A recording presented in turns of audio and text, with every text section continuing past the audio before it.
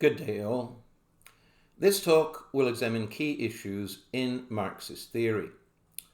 To be precise, I'm going to focus on just two issues which I believe are central to this tradition. The first is, what is the relationship between the objective and subjective sides of society? And the second, which is a connected issue, is what is the relationship between economics and politics, which in modern capitalist society primarily means what is the relationship between capital and the state, or between corporations and governments. The first of these issues is central not just to Marxism, but to sociological theory as a whole. All four theories address the object-subject relationship in different ways. It's a central issue because human beings are both objective and subjective. We have a body and a mind, and we need to understand the relationship between them. In the 19th century, social theorists asked the question, which is more important when it comes to shaping society and the course of social evolution? In continental Europe, the prevailing philosophical school was that of idealism, which said that what mattered most was the natural development of the mind. Over time, as we come to understand ourselves and the world better, we change society to fit in to our new understanding. So idealism says it is the subjective that primarily shapes society. Karl Marx disagreed. Marx argued that it is the objective or material circumstances of life that shape how we think. He called his theory Materialism because he said that the objective or material side of society has primacy over the subjective. He said, quote, "It is not consciousness that determines being, but being that determines consciousness." He said that for every individual and every society, the most important thing always has to be to ensure their objective physical survival. If the body dies, the mind dies with it. And to ensure its survival, the body must do work, whether it's hunting or farming or teaching sociology. Everybody has to physically do something to provide themselves with food, shelter, and the material necessities of life.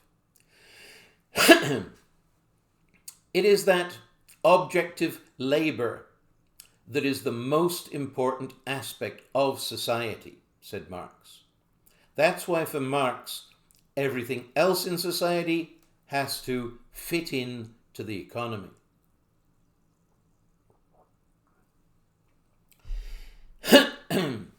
However, in order for people to work in a certain way, they have to think in a certain way.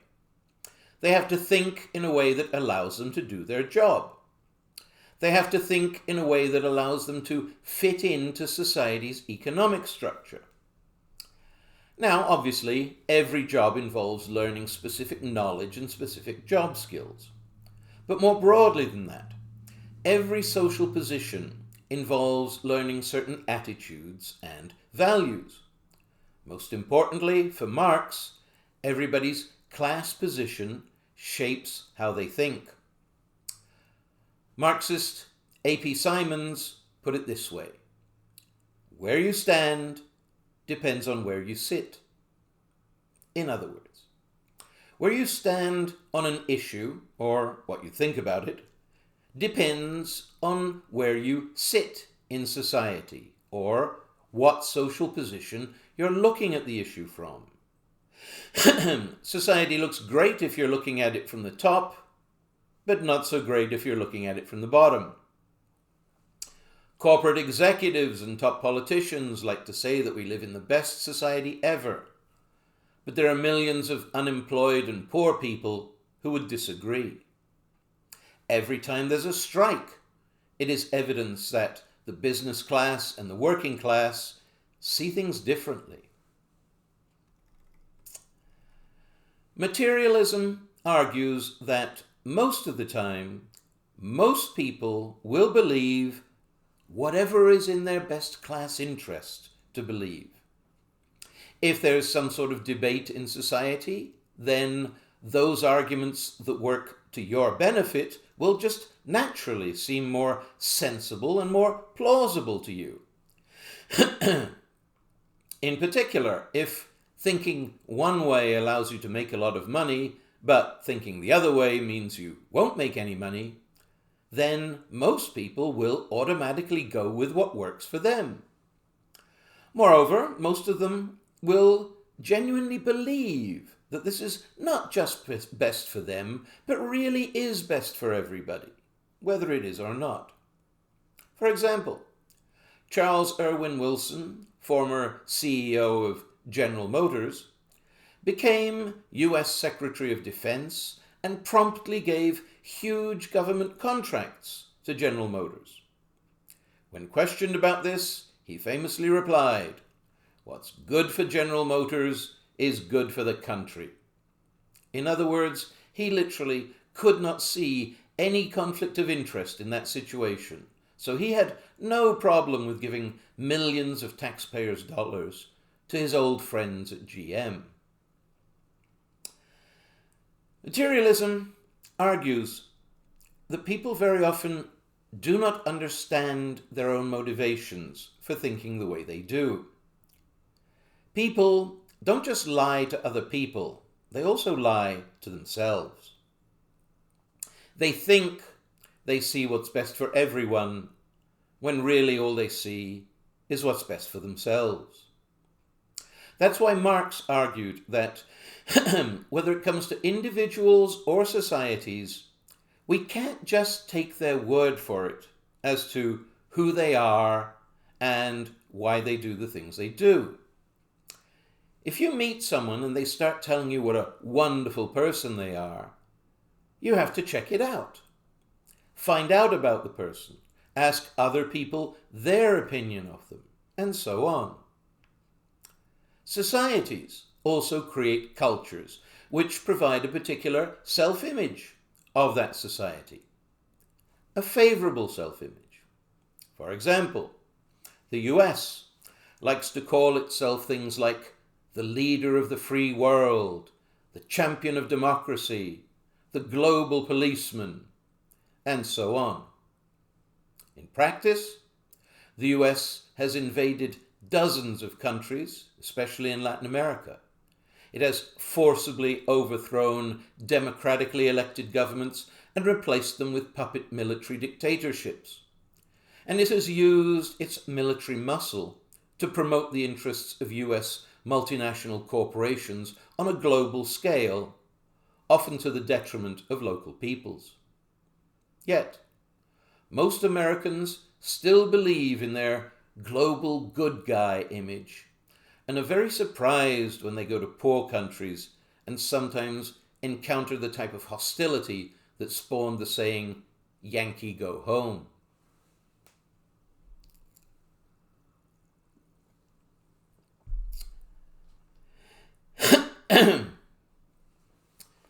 Sociologists try to uncover the objective underpinnings of subjective culture. Marx divided society into the objective base, which is the economy, and the subjective superstructure, which is culture. Here, culture doesn't just refer to the arts, it refers to everything subjective, everything humanity has thought up. Art, science, religion, politics, and so on. A house of any size must be built on a foundation, and it can't go any higher or wider than the foundation will support. Similarly, said Marx, every society is built on an objective economic base, and its subjective superstructure, or its culture, has to fit into this base. Everyone in society thinks in ways that have been shaped by the economy in general and by their position in the economy in particular. Sociologists have to try to move beyond this natural bias of self-interest to provide a genuinely scientific understanding of society. I shall have more to say later on about Marx's theories regarding the impact of the economy on consciousness. However, while Marx focused on the economy, he acknowledged that the materialist viewpoint does not begin with the economy, but with the ecology. He wrote an article entitled "The Materialist Conception of History." It's just a few pages long, and it is the most neat, succinct explanation of Marx's basic ideas ever written. There must be dozens of copies available on the internet if you're interested. I strongly recommend it. One of the things that Marx says in this article is that, quote, "The first fact to be established is the physical constitution of living human individuals and their relation to the rest of nature." In other words, the first objective or material factors that shape human consciousness are human biology and the environment. However, Marx then goes on to say that he's not an expert on biology or geography, so he'll talk about what he is an expert on, which is the economy.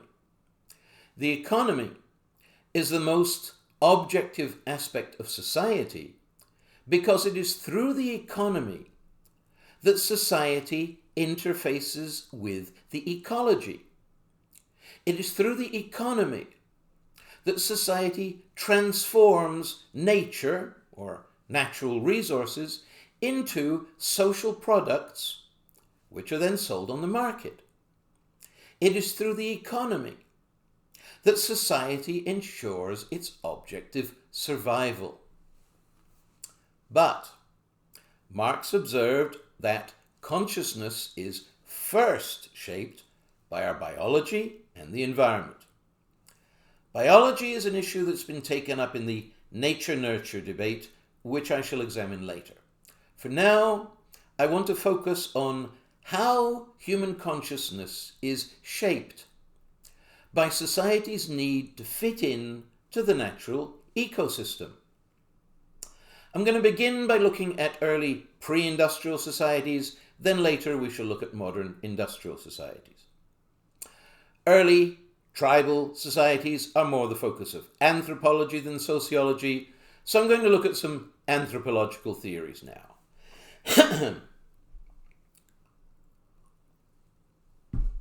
First of all, when anthropologists examine tribal societies, they draw a distinction between emic and etic understanding. The emic view is the view of the people in the tribe. It is the insider's view, and it is subjective and cultural. The etic view is the view of the anthropologists. It is the outsider's view, and it is objective and scientific.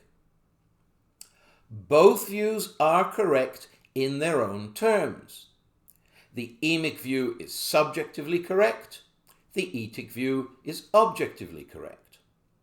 For example, the anthropologist may be trying to understand why the people in a tribe do certain things, so he asks one of the tribe's people, who replies, "Because my religion tells me to." Now, in emic, or subjective terms, that's a complete answer. The person is motivated by his religious beliefs to act in a certain way. However, for the social scientist, that's only half the answer. Because religions, or customs, or traditions do not tell people to do things for no reason. They're not arbitrary or random. For the materialist, there has to be an underlying objective reason for the rise of this behavior and the beliefs that support it. The trick is to find the connection between etic and emic, between objective and subjective.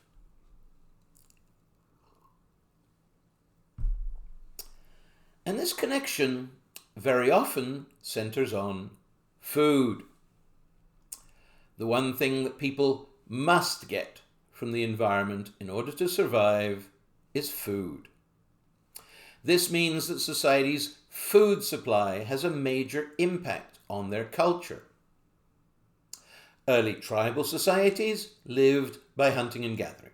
This meant that they had a very close relationship with nature and understood the world in terms of the actions of nature spirits. Since different regions provide different food supplies, different tribes would emphasize different nature spirits. For example, among Canada's Indigenous peoples, tribes who lived on the coasts would have a fish totem or tribal spirit, while tribes who lived on the prairies would have a buffalo totem. Fishers are not quite the same kind of people as hunters. While their beliefs and values are similar, they're not the same. One anthropologist who's done a lot of work on the emic-etic connection in both hunting and gathering tribes and agricultural societies is American Marvin Harris.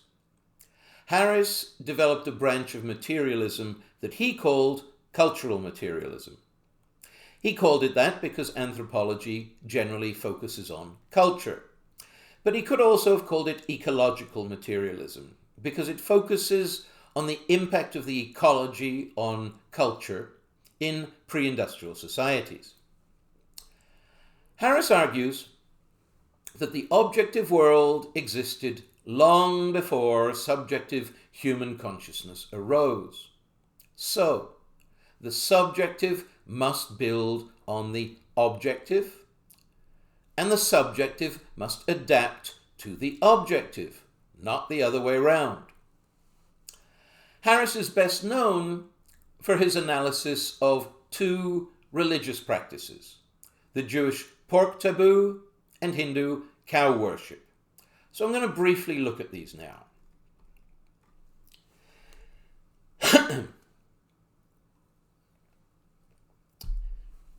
To most Westerners, the Jewish belief that pigs are religiously unclean and so should not be eaten, and the Hindu belief that cows are sacred and so should not be eaten, appear to be irrational. Most of the world eats pork and beef, so why shouldn't Jews and Hindus? But Marvin Harris argues that these practices are perfectly rational and sensible as long as we locate them in their historical context and their ecological context. They may not be scientific, but they are still ecological. So first of all, as regards the Jewish pork taboo, Harris notes that pigs occupy a different place in the ecology from all other domesticated animals as regards their food supply. All other domesticated animals, like cows, sheep, goats, horses, even buffalo, all eat grass and leaves and things that humans don't eat. Only pigs eat the same things people do, which is why they get fed human leftovers or slops. But this means that if food ran short, which it often did in early societies, feeding pigs literally meant taking food out of the mouths of people. Harris argues that some people would get upset by this. Also, I'm sure you've all heard the expression, to sweat like a pig. What's wrong with that expression? Pigs don't sweat. So, in a hot climate like North Africa, they have to wallow in water or mud to cool down. This means pigs need a lot of water. But North Africa doesn't have a lot of water. So, if you kept pigs, you were literally taking not just food but also water out of the mouths of people. Harris says this also upset some people. Harris argues that in early Jewish society, rich people kept pigs, but this outraged so many of the common people that it led to social unrest and protests. In order to restore public order, the priests passed a taboo saying nobody's allowed to eat pork. Under their ecological circumstances, pork was just too much of a luxury item, too much an item of conspicuous consumption by the rich to be permitted. It simply disrupted society too much.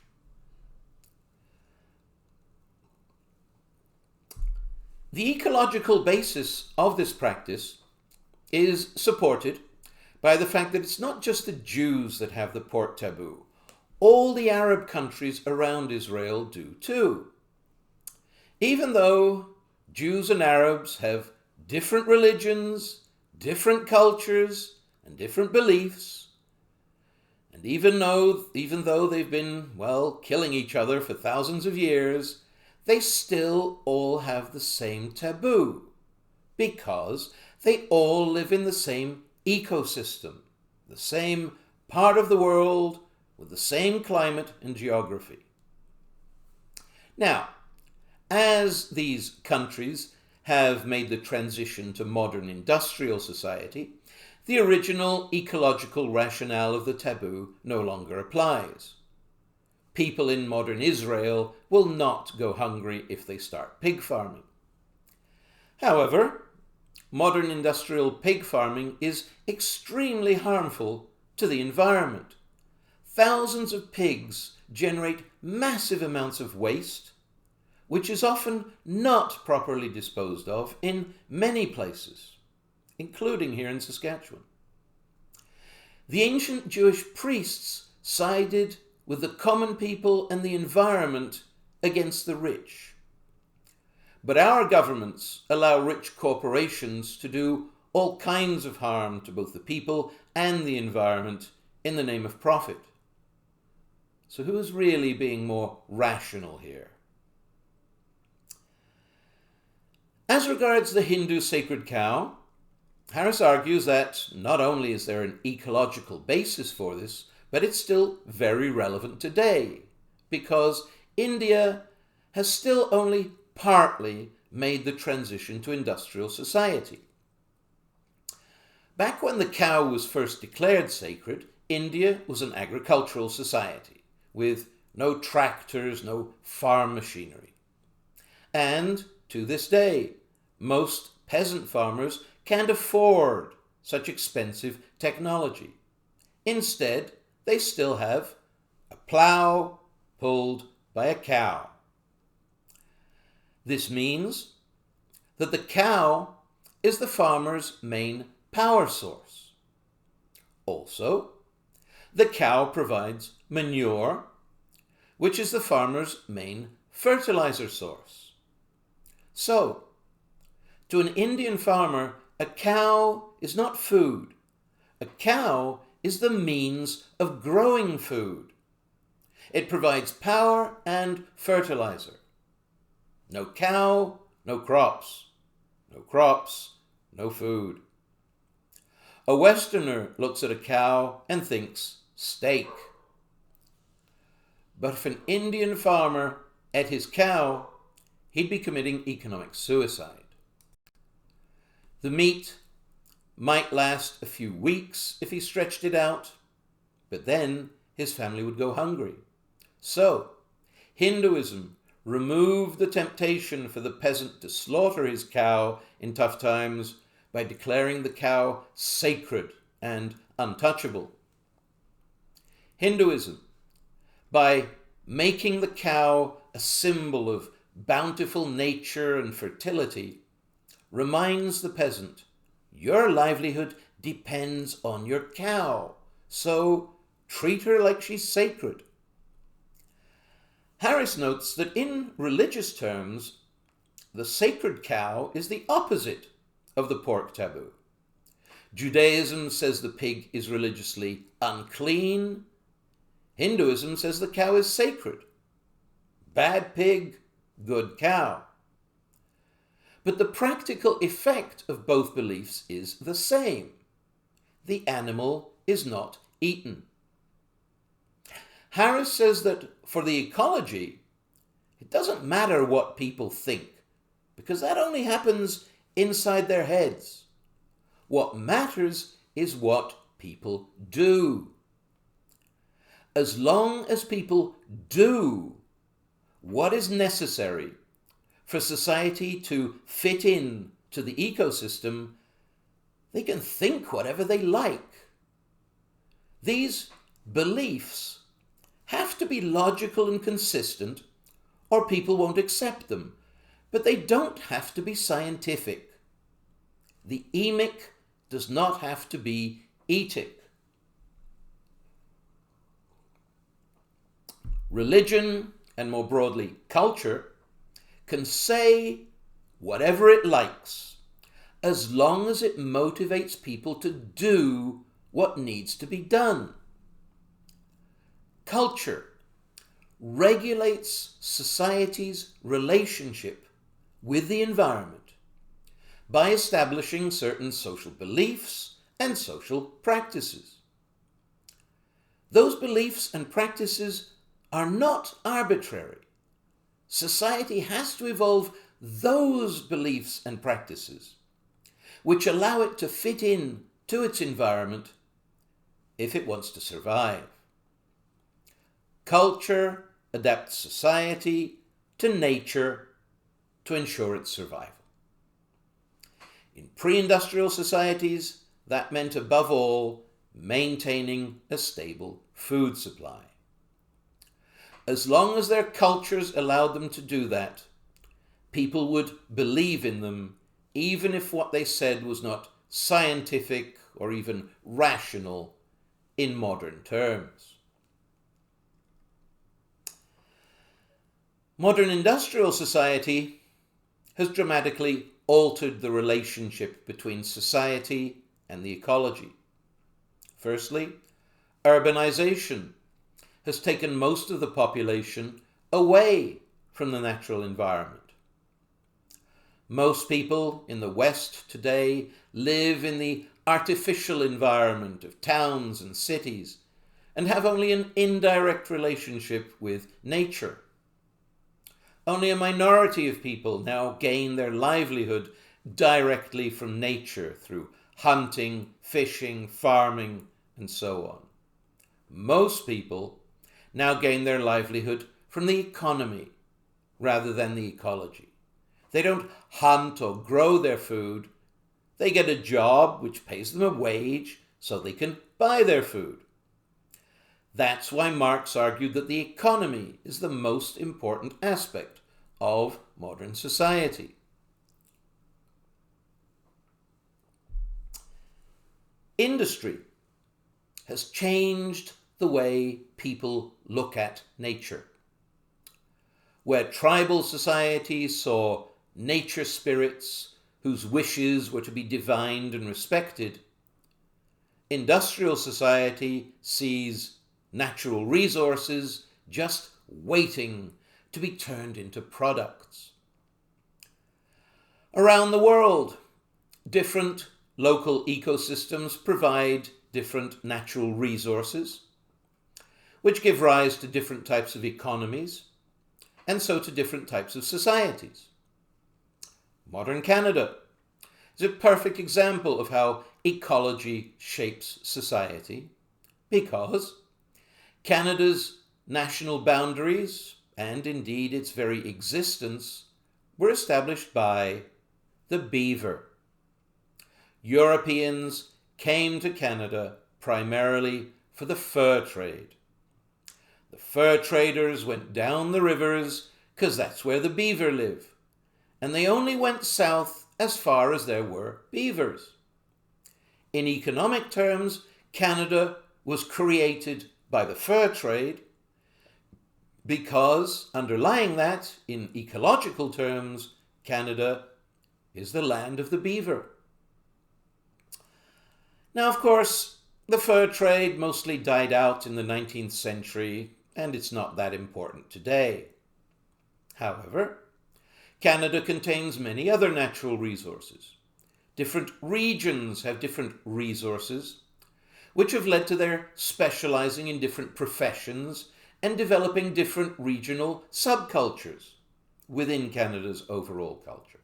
For example, moving west to east, British Columbia has a logging culture. Alberta has an oil culture. Saskatchewan has a farming culture. Northern Ontario has a mining culture. And the Maritimes have a fishing culture. In addition to natural resources, the environment also provides natural barriers like coasts, rivers, and mountain ranges. Almost all modern countries have at least some of their borders established by these natural barriers. All of Canada's borders are natural, except for the one with the US, which, as I said, was established by the fur trade.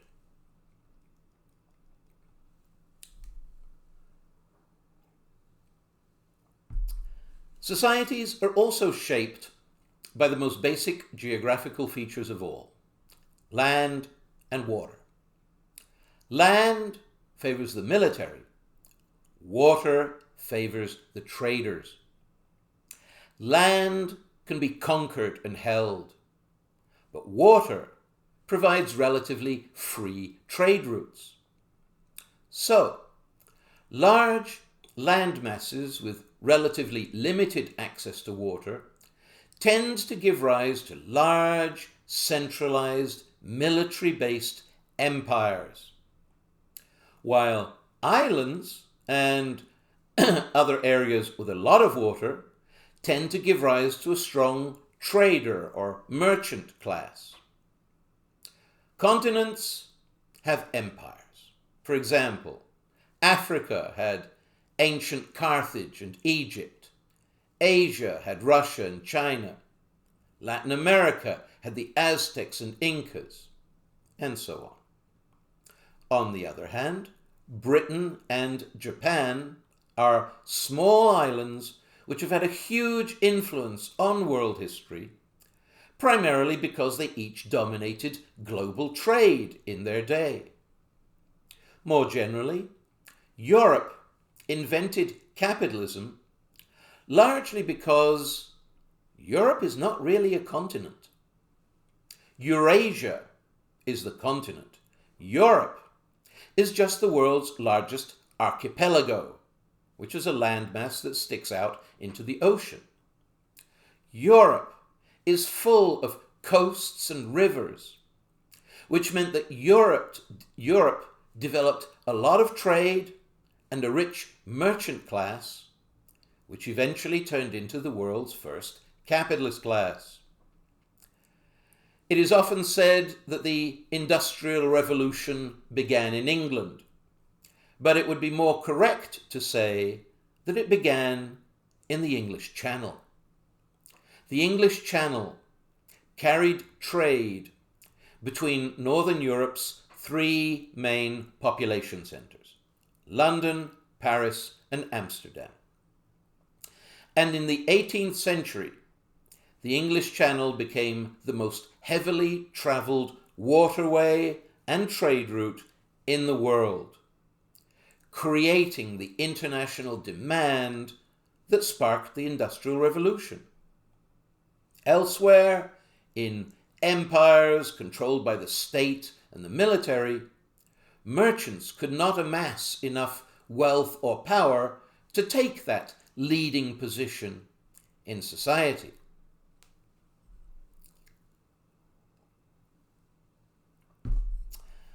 But in order to make the transition from agricultural society to industrial society, in objective terms, Europe also had to make the transition from a religious worldview to a scientific worldview in subjective terms. Science was originally born in ancient Greece and Rome, but after the fall of Rome in the 4th and 5th centuries, Europe turned to religion. This only began to change with the Renaissance or rebirth of science in Italy in the 15th and 16th centuries. That was when, for example, Galileo defied the Catholic Church and said the earth moves around the sun, not the other way around, as the Church had been teaching for the past 1,000 years. At first, thinking in scientific terms could get you subjected to religious persecution, as Galileo was. Science was not a route to wealth or power. The attraction of science was that after 1,000 years of religious restrictions, science offered freedom of thought. This is why early scientists were sometimes called free thinkers. They could have ideas which a few hundred years earlier would have got them burned at the stake. And up to the 17th century, that intellectual freedom was enough for early scientists. But everything changed in the 18th century. The early 18th century in Europe was a period known as the Enlightenment. This was the time when scientific rationality became generally accepted in Europe, especially Western Europe, where for the first time in history, science became more important than religion. The widespread acceptance of science in the early 18th century led to the Industrial Revolution of the mid to late 18th century. It was when science found practical application by leading to the invention of industrial technology, which could be used in the economy, that science began to transform society. Science and industry are responsible for the rise of modern capitalist society. And of course, science and industry have brought us many benefits. In the West especially, living standards have improved, life expectancy has lengthened, and 1 million different gadgets allow us to do things that pre-industrial societies couldn't even have dreamed of. Science and industry have enormously increased the range of human freedom and the range of human possibility. It could even be said that they represent the triumph of the subjective over the objective.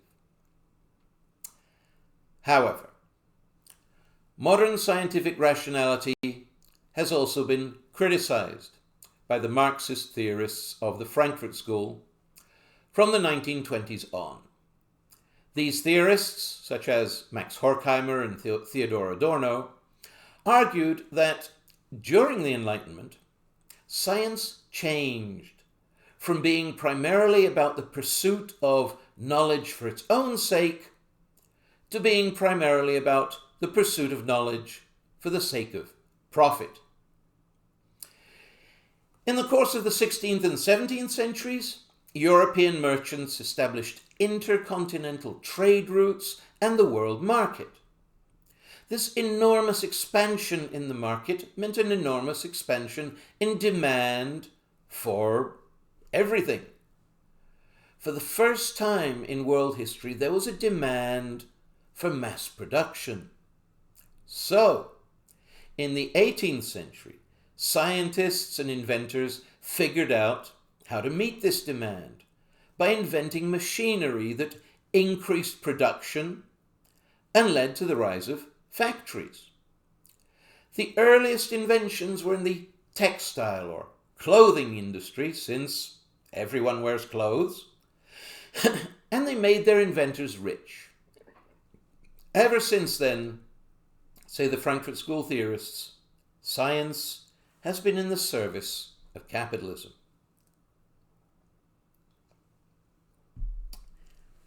The Enlightenment happened in the early 18th century because that was when European merchants felt the pull of growing global demand and turned to scientists and said that the time had come for science to become more applied, more practical, more concerned with efficiency, and above all, more focused on technological development.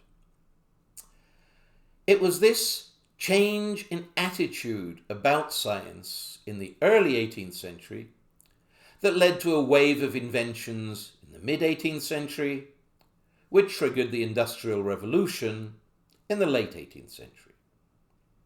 The Frankfurt School said that this new approach to science took it in what they called a technocratic direction.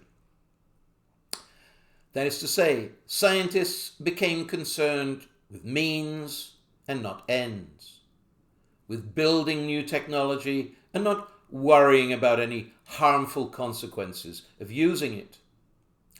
To this day, if a scientist invents some new gadget, the first thing he'll do is to start up a business and rush it to market. That is, unless, like most scientists these days, he works in the research and development lab of some large corporation, in which case his work belongs to the corporation and they will market it. Most scientists are now the paid employees of capital, which means they do the kind of research and create the kind of technology that capital wants in order to maximize profits. Scientists are paid a good middle-class wage to create the technology that makes the capitalist upper class rich. For the Frankfurt School, the ultimate example of technocratic rationality came during World War II. The Nazis decided to exterminate the Jewish people.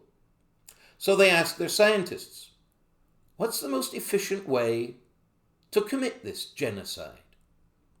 Well, the obvious answer was to shoot them. But shooting millions of Jews would use up millions of bullets. And Germany was at war, so it needed every bullet for the war effort. The medical researcher Dr. Joseph Mengele claimed that he could come up with a disease that would kill Jews but not Germans. And he performed a series of horrific experiments on Jewish prisoners in the Nazi death camp Auschwitz to try to create it. Mengele's idea made sense to the Nazis because Nazi racial theory claimed that the Germans were the world's master race and the Jews were a biologically inferior race. So, if the Germans were biologically superior, then there should be some disease that the Germans could withstand, but that would kill off the Jews. The problem was that the Nazis' racial theory was complete and utter nonsense. Genetically, all humans are over 98% identical. Racial differences exist only due to adaptations to different local environments, especially local climate and local food supply. No race is superior to any other. Eventually, Mengele had to admit that he couldn't guarantee that any disease he gave to the Jews wouldn't spread to the surrounding German population, and his work was abandoned. So instead, the Nazis turned to German science and industry working together. They said, the Jews are a pest, so let's get rid of them with pesticide.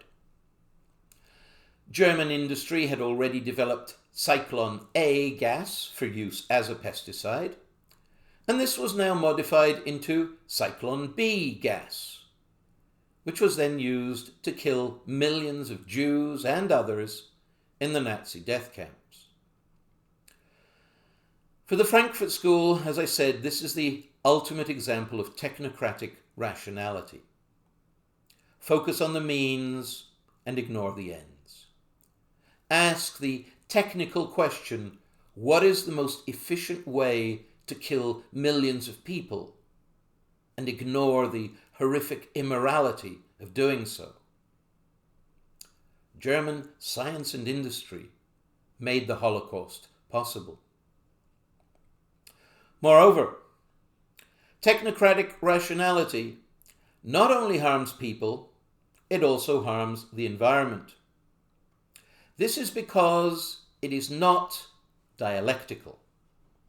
Marx, and most other Marxists, including the Frankfurt School, emphasize the concept of dialectics, which just means two-way.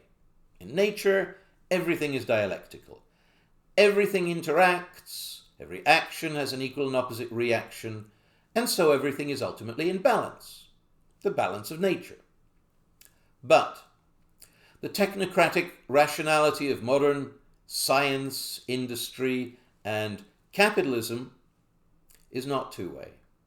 It's all one way. It's not about give and take, it's just about take. Industrial capitalism just keeps using its technology to take from nature, to dig out and consume all of its natural resources. We are strip mining the planet, steadily degrading the environment, and then, instead of helping it renew, we dump toxic waste and poisonous pollution on it. Corporations generally show equal disregard for the health of their workers and the health of the planet. Technocratic rationality is in practice the rationality of greed, which is the driving force of capitalism. However, modern science has traditionally claimed to be value-free. Science is supposedly about establishing facts, not values. Science is impersonal and does not take sides. Similarly, the technology that science creates is value-free. It's not up to science or scientists to decide whether using a piece of technology is right or wrong. Scientists' job is just to create the most efficient technology that they can. But the Frankfurt School did not accept the claim that science is value-free. They argued that science has, in practice, adopted the values of capitalism. Greed and profit drive scientific research and technological innovation. The Frankfurt School argued that science's claim to be value-free is in reality just part of capitalism's ruling ideology. The ruling ideology promotes the interests of the ruling class over the ruled class. It does this, above all, by persuading the ruled class to accept the rule of the ruling class and not stage protests or revolutions. The ruling ideology rules society subjectively. Marx said, "The ruling ideas of every society are the ideas of the ruling class." The Frankfurt School expanded on Marx's concept of the ruling ideology by integrating it with Max Weber's work on rationality, which we shall return to in the talks on subjectivism. The Frankfurt School argued that the ruling ideology did not just consist of specific ideas and values, it actually consisted of a whole way of thinking, or a type of rationality, technocratic rationality. The capitalist economy promotes a problem-solving, profit-oriented approach to life, which in turn promotes the rule of capital. The Frankfurt School said that science serves capital both objectively and subjectively. Objectively, it creates the technology that capitalists then turn into industry. Subjectively, its technocratic rationality provides legitimation for the rule of capital. Since capital uses the technology that science creates, corporations can claim that everything they do is value-free and done just to maximize efficiency and productivity. Capital claims to always act scientifically to provide society with the best available technology and the most advanced economy possible. The Frankfurt School said that most people believe these claims. They accept that things have to be done the way they are in the name of technical efficiency. They accept the rule of capital. They accept that capitalism is the most scientific of social systems and therefore the most rational of social systems. Indeed, anyone who challenges capitalism is therefore irrational, a loony lefty or a crazy radical. But the Frankfurt School rejected the claim that either science or capitalism is value-free. On the contrary, Karl Marx established their basic values in the 19th century, and they have not changed. Marx argued that the central institution of capitalism is private property. Private property gives its owners two main rights over non-owners: the rights of domination and exploitation. Domination refers to the right to give orders and have them obeyed, as the boss does to his workers. Exploitation refers to the right to not pay workers the full value of their work or to extract a surplus from them, which makes up the owner's profits. Domination gives the capitalists power. Exploitation gives them wealth. These two things are what make the capitalists the ruling class, and they are the central values of capitalism and of capitalist science. The capitalist class dominates and exploits the working class. The Frankfurt School applied Marx's ideas to nature. They said that capitalism also uses its industrial technology to dominate and exploit nature. Our technology is designed to give us increasing control over nature. And even more so, it's designed to extract more and more resources from nature through mining, forestry, agriculture, and so on. Our technology is designed to maximize corporate profits. And what maximizes corporate profits best is taking resources from the environment and selling them on the market.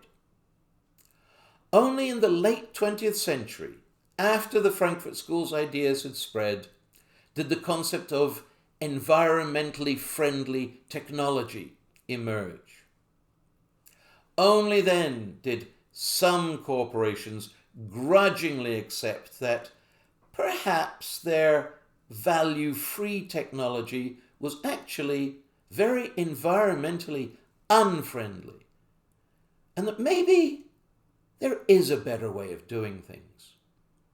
Even so, corporations have generally changed their practices as little as possible and have fought tooth and nail against efforts by politicians, such as those at the Earth Summits, to impose restrictions on industry in the name of the environment. As a result, international environmental agreements like the Kyoto Protocol and the Copenhagen Accord are so vague and non-binding that they have accomplished virtually nothing. Profits continue to come before the environment. The Frankfurt School argued that we need to openly reintroduce social values into science. They said that scientists need to take greater responsibility for how their work is used, but also so does society as a whole. Industrial technology has become so powerful that society can no longer afford to leave control of it in private hands, because in their endless drive for profits, corporations do too much collateral damage to both society and the environment. The Frankfurt School argued that we need to introduce a public debate over the use of technology. Society as a whole should decide how major new technology is used, because society as a whole will have to live with the consequences of using that technology.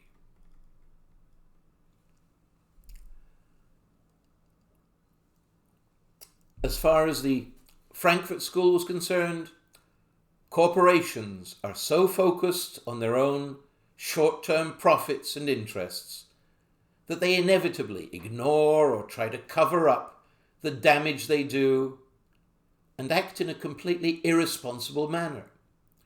The Frankfurt School argued that high-tech should be under public control, not private control. They argued that the state, freed from the pressure of the profit motive, could slow things down and take technological development in a more environmentally friendly direction. Unfortunately, where the state has taken control of industry, as in Russia and China, its environmental record is no better than that of capital and is often even worse. Like Marx, the Frankfurt School hoped that capitalism would give way to socialism or communism, but unlike him, they didn't think it'd happen anytime soon. This was primarily because they believed that, thanks to modern science and industry, the power of the capitalist ruling ideology had grown enormously since Marx's day in the 19th century, and by the mid-20th century had completely brainwashed the Western working class, so that any kind of revolution or overthrow of capitalism was not just impossible, it was literally unthinkable.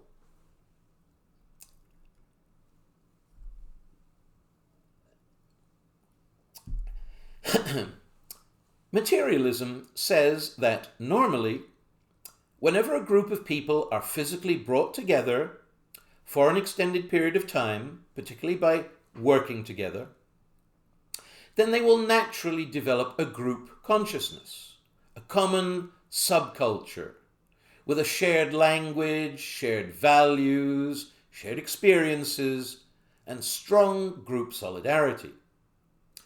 This can be seen particularly in professions which combine hard physical work with an element of shared danger, such as mining, fishing, or the military.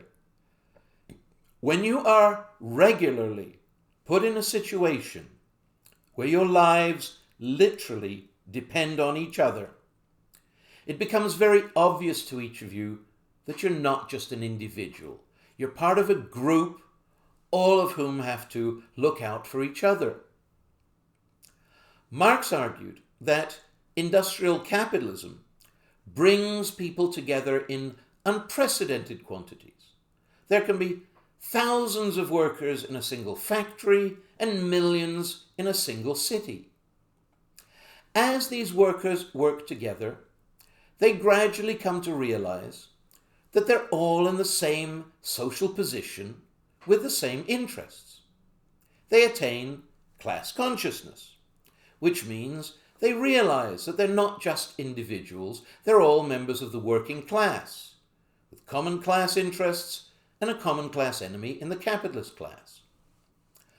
Marx said that this had happened up to a point. The creation of trade unions showed that the Western working class had attained what Marx called trade union consciousness. The problem with that is that trade unions only fight for the workers' economic rights, like better pay and benefits. But Marx said the workers needed to go further and also fight for their political rights.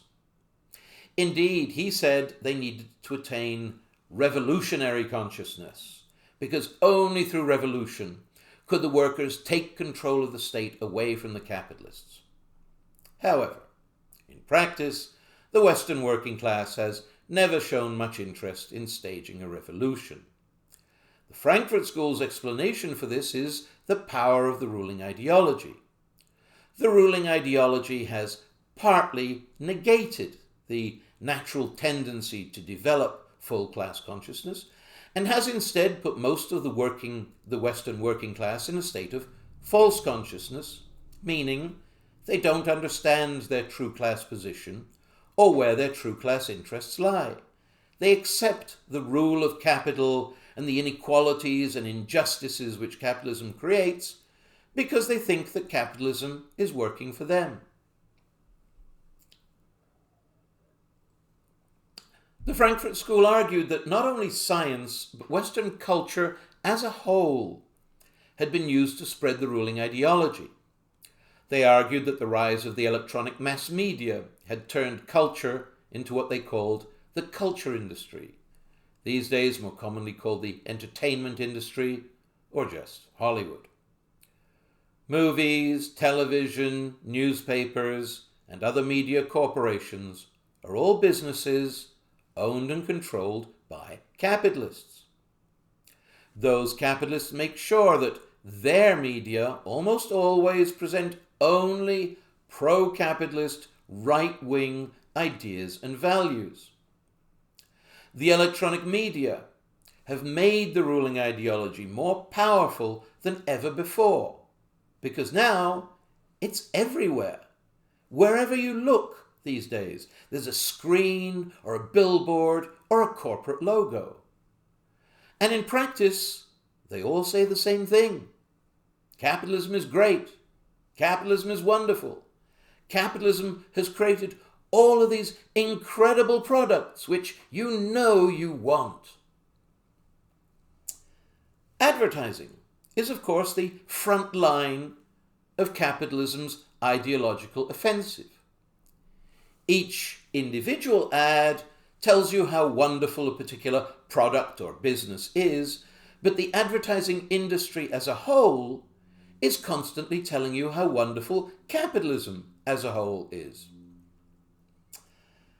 However, media ideology can be much more subtle than that. Canadian Dallas Smythe has argued that the electronic media, especially television, present an ideological image of human nature. On TV shows, most people are portrayed as being naturally selfish and concerned primarily with attaining money and success for themselves. Human nature is portrayed as being innately greedy. Individual greed, which is one of the basic values of capitalism, is presented as a universal and natural human value. Since capitalism is based on human nature, it's only natural, and therefore trying to fight it is pointless and doomed to failure.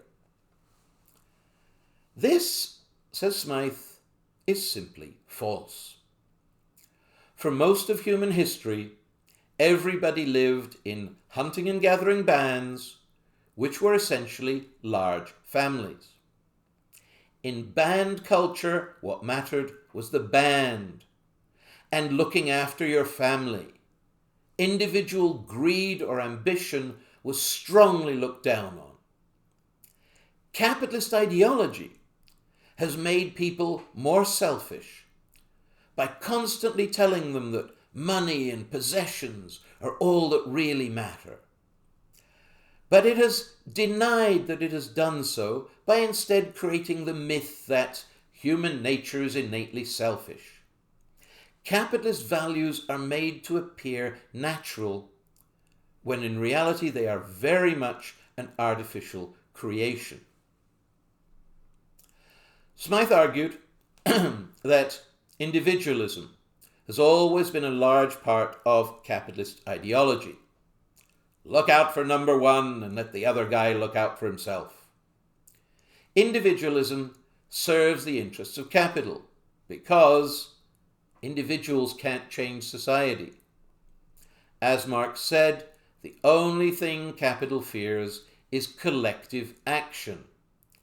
A lot of people have to get together to fight against capital if they are to make a difference. But that's not going to happen as long as everyone is being an individual, which means following their individual career path and looking out for themselves. Smythe argues that the only media value that sometimes trumps individualism is family. Right-wingers are always big on family values. This is because when a worker gets a family, it increases the power that the capitalist has over them. If the boss tells a single worker to do something that's dangerous or disgusting or immoral, the worker can say, "Nope, you can take this job and shove it. I quit." But once the worker has dependents, once they have kids counting on them to put a roof over their heads and food on the table, then they may not like it, but they say, "Yes, sir." So, the media is all for family. But the media is not so favorable in its presentation of any larger collective structures, trade unions, political parties, or social movements, like those that try to help the environment or the poor. In the end, they're usually portrayed as corrupt and crooked and just making money for the people who run them while only pretending to help others. The message again is that everyone's just out for themselves. And if you think otherwise, then you're just going to get played for a sucker because they'll sell you out in the end. I shall conclude on this point with just one example.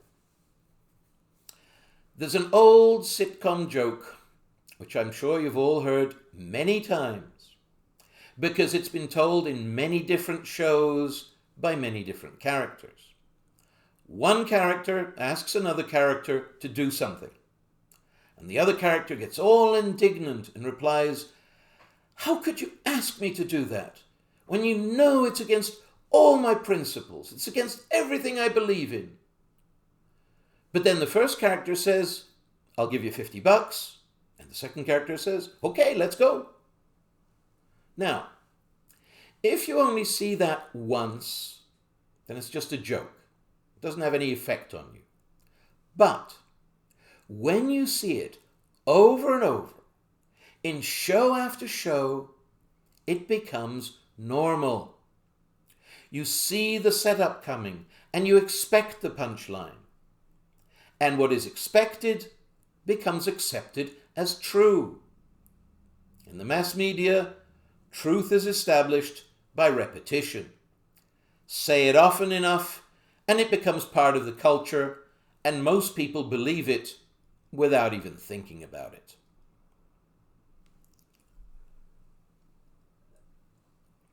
Another way in which the ruling ideology is spread has been analysed by the British Marxist Michael Burawoy.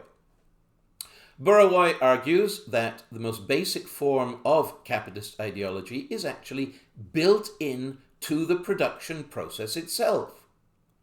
One way in which this is done is by a process termed de-skilling. It's called de-skilling because it reduces the skill level of the workers who do the job, so that highly paid skilled workers can be replaced by cheaper unskilled workers. However, in order to do that, it's often necessary to break down a complex job, which only a skilled worker can do, into a lot of simple little jobs which unskilled workers can be quickly trained to do. This is an idea that's been around for as long as industrial capitalism, and it has gone through several different names. In the early 19th century, it was called the Babbage Principle, after Sir Charles Babbage, the first economist to write about it. In the late 19th century, it was called Fordism, because Henry Ford used the idea to invent the assembly line.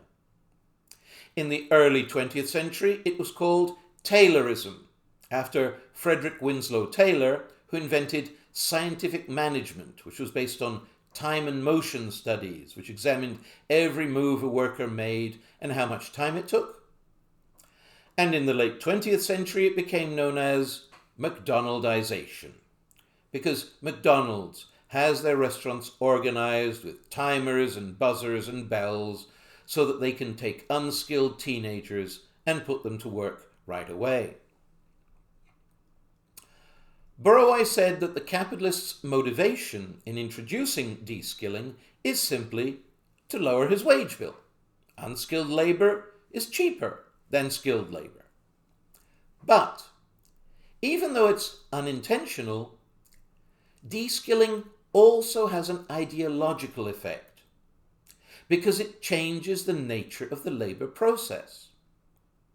When a group of skilled workers work together, solving problems and figuring things out for themselves, it builds up work habits of independence, understanding, and creativity. But when you have a group of unskilled workers just doing as they're told, performing mindless, repetitive jobs, the only work habit they learn is obedience to the boss. De-skilling creates a situation where each worker sees only their tiny corner of the production process. Only the boss sees what's happening in the factory or business as a whole. This makes the workers dependent on the boss to organize it all. Each worker gets used to the idea that they know nothing and the boss knows everything. This becomes part of their everyday work experience. So they come to accept as natural the idea that the boss should be in charge, and more broadly, that the capitalist class should be in charge. In this way, Burawoy argues, the production process subjectively manufactures consent to the rule of capital among the workers, at the same time as it objectively manufactures products. In short, in capitalism, production is ideological. Moreover, says Burawoy, production always has three aspects. It's economic, it's ideological, and it's political. It's economic because it manufactures products. It's ideological because it manufactures consent. And it's political because it establishes relations of power between employer and employees. Politics is about relations of power or authority or domination. We normally think of politics as being the domain of the state. The state exercises power on a national or large scale. So Burawoy calls it a macro apparatus of domination. But in addition to this, every capitalist exercises power when he gives his workers orders on a daily basis in his business. So Burawoy calls this a micro apparatus of domination. The workers have to do as they're told every day, both by their boss and by their government. And so they get used to just doing as they're told, and they let the ruling class continue to rule.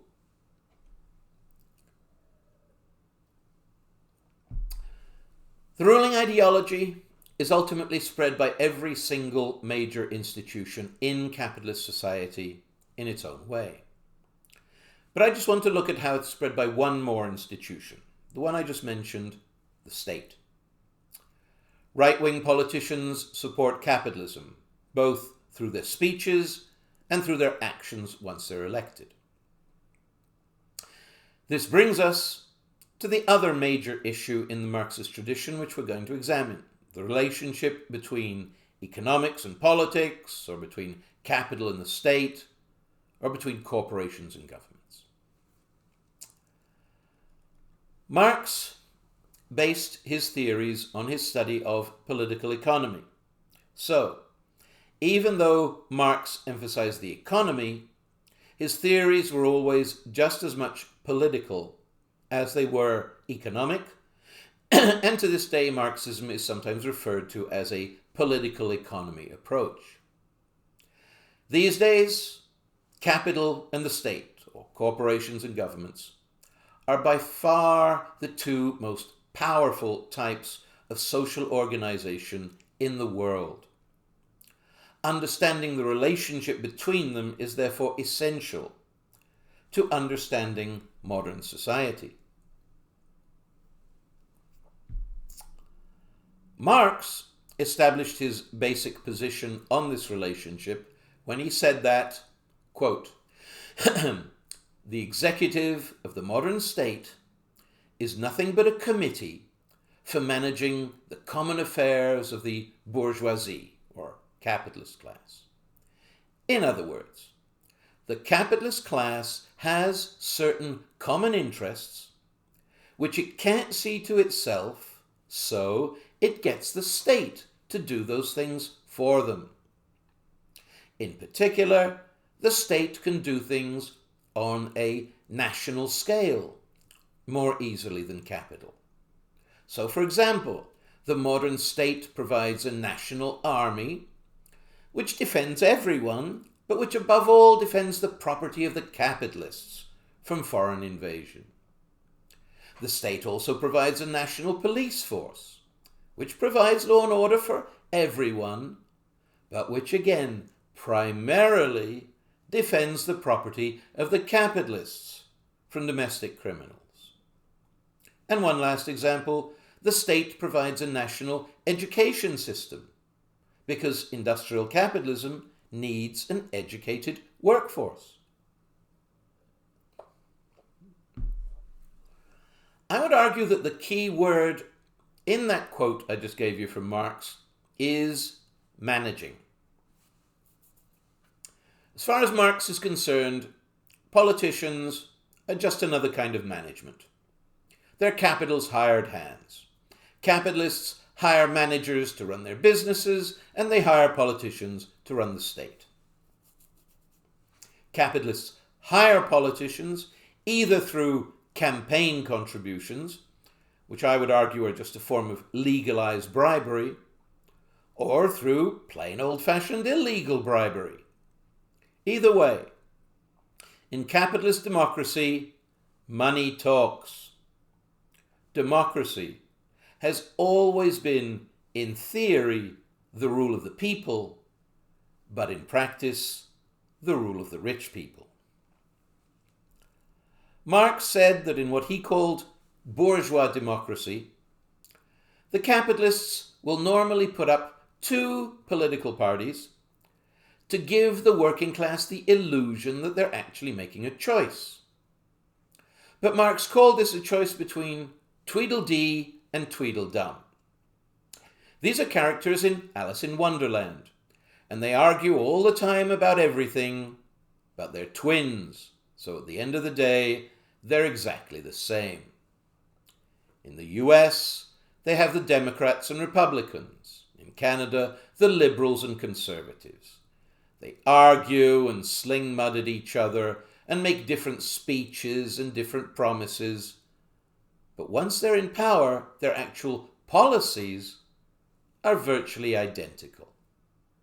That's because all of them are old parties run by rich white men with close ties to business.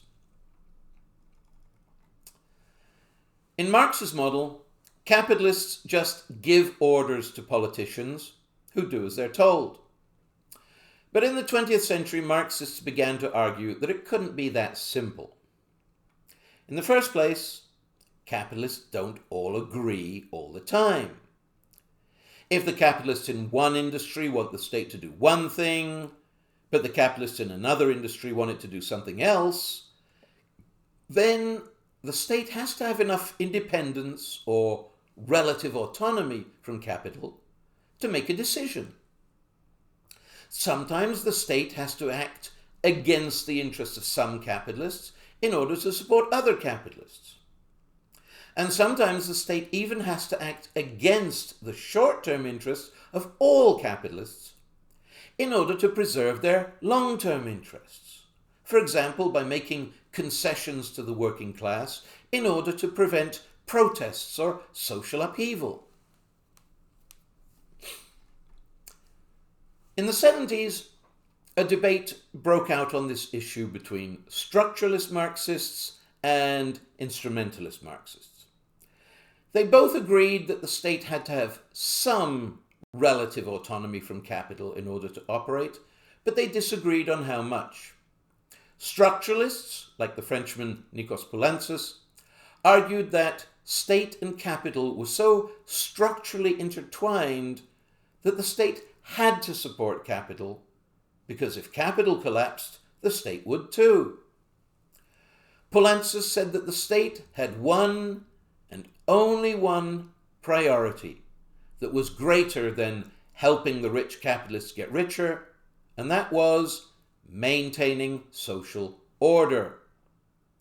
Without social order, you couldn't have business as usual, and capitalism would collapse. Now, the state could maintain order objectively through organized force, using the police and the army. But violence might provoke a violent reaction from the general public. So the state prefers to maintain order subjectively, through politicians' right-wing speeches and their support for the ruling ideology. Also, French structuralist Louis Althusser made a similar argument to that of Burawoy, where Burawoy argued that the production process introduces habits of obedience to the capitalist. Althusser argued that the bureaucratic structures of the modern state, with their many rules and regulations, have introduced habits of obedience to the state into the general populace. The state has to keep the working class passive and contented enough that they don't stage protests or revolutions.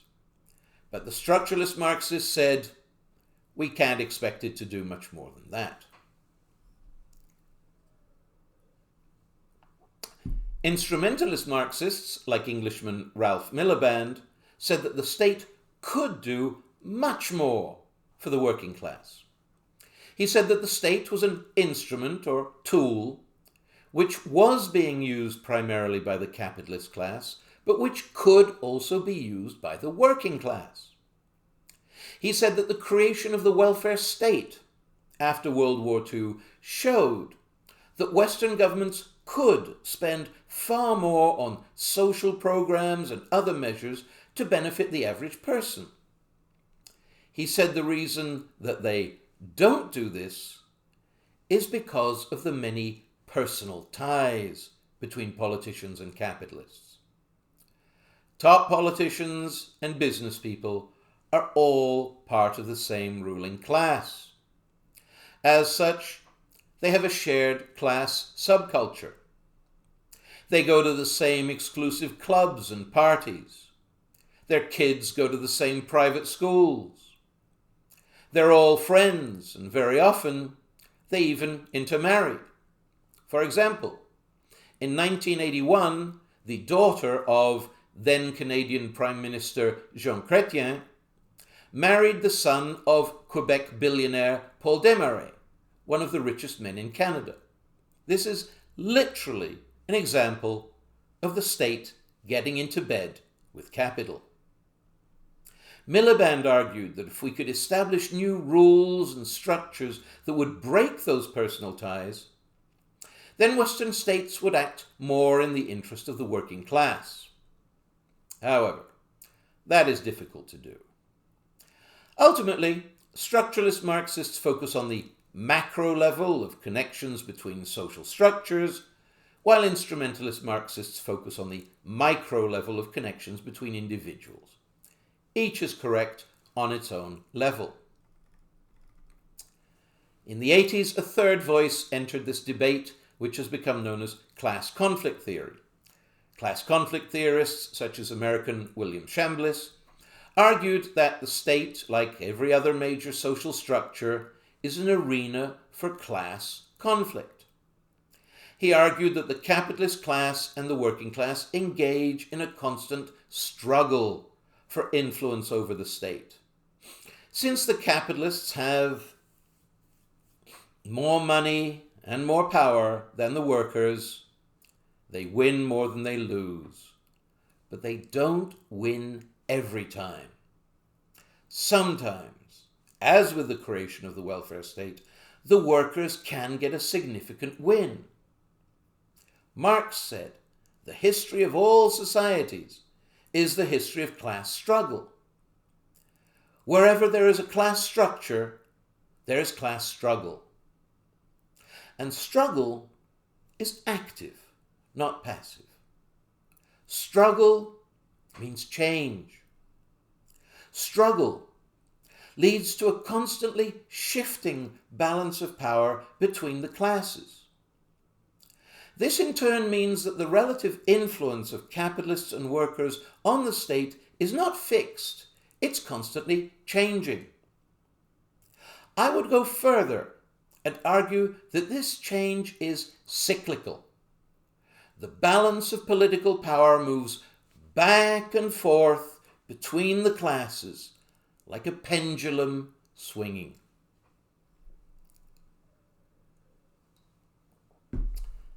The capitalists always have more money and more political power than the working class. They are, at all times, the ruling class. However, as class struggle takes place, there are times when the working class has relatively more power than at other times. If we look back at the history of the 20th century, we can see that at first, up to the boom period of the so-called Roaring Twenties, capital was very strong and controlled the state. When workers went on strike or organized protest marches, the state would send in the military to shoot at them and arrest their leaders. But then came the stock market crash of 1929 and the Great Depression of the 1930s. Many businesses went bankrupt and many more lost much of their value. Capital was weakened significantly. Then came World War II in 1939, and winning the war took priority over making profits. Since the state runs the army, the state took priority and became more powerful than capital. After the war, the state was still strong enough to introduce restrictions and regulations on international capital like GATT, the General Agreement on Trades and Tariffs. And the working class was strong enough to create new political parties like the CCF, the Cooperative Commonwealth Federation here in Saskatchewan, which, under Premier Tommy Douglas, introduced Medicare and other social programs, and then pressured Canada's federal government into copying them at the federal level so as to create Canada's welfare state. This is why the 1960s have been called the working class golden age. But then capital grew and reorganized itself into multinational or transnational corporations, which by the 70s pretty much controlled the world economy. The old European empires died out in the early 20th century, but in the late 20th century they were replaced by these new corporate empires. In global terms, we transitioned from the age of imperialism to the age of neo-imperialism or corporate imperialism. This transition represented a decline in the power of the state and a rise in the power of capital. In the 80s, these corporations increased their influence over Western states by funding a right-wing takeover of Western politics, led by politicians like Margaret Thatcher in Britain, Ronald Reagan in the US, and Brian Mulroney in Canada. According to convergence theory, in the 80s, all of the West's main political parties, particularly in all the English-speaking countries, converged on a new right-wing consensus. The left died, and even the centre pretty much did too. Today, I would characterize Canada's three main federal parties as right, righter, and rightist. The only choice Canadians have politically is how far right they want to go. These right-wing governments promptly redirected government money from the working class to the capitalist class, which is the main goal of all right-wing governments. Major cutbacks were made to social programs, while corporations got more and more tax cuts and subsidies. In the name of globalization, these governments also signed international free trade agreements, like that signed between Canada and the US in 1989, which has become a model copied globally. These agreements take priority over national laws and undermine democracy by essentially allowing multinational corporations to do whatever they want and making it literally illegal for governments to even try to stop them. Anything which is, quote, in restraint of trade, in other words, anything that restrains the corporations, is banned by these agreements. Regulations intended to protect local workers, local businesses, or the local environment have been overridden. President Reagan called this a policy of deregulation. And I would argue that these so-called free trade agreements should really be called deregulation agreements, since their scope goes far beyond just eliminating tariff barriers and establishing free trade. If, as has been argued, international agreements like GATT ushered in the age of regulated capitalism, then agreements like the FTA ushered in the age of deregulated capitalism. And so, capital became stronger than the state in global terms. In short, in the course of the 20th century, first capital was strong, then the state and the workers were strong, then capital became strong again. And so in political terms, we've swung right, left, right. Today, capital is still strong, but at some point, the cycle will turn again. If the 21st century goes like the 20th, then there'll be a depression followed by a war. These will weaken capital and strengthen the state and the working class. When the war ends, the state and the workers will still be strong enough to rebuild the welfare state, bigger and better than ever before. History does repeat itself with variations. That's why we study history, for clues to the future. Whether things will actually work out that way, I don't know. But one thing that I do know is that everything is cyclical over the long run. Whether you're talking about natural processes or social processes, everything goes up and down or back and forth. I would argue that this is an objective or material fact built into the universe. Everything is cyclical because that's the way the universe works. It is a law of nature and a law of society. So, while the power of capital has been steadily on the upswing since the late 70s, it won't always be that way. I was born in 1956. So I can still remember a time when people came before profits, and I believe that such a time will come again. I don't know whether I shall live to see that, but I believe that some of you will. That concludes what I have to say on issues in Marxism.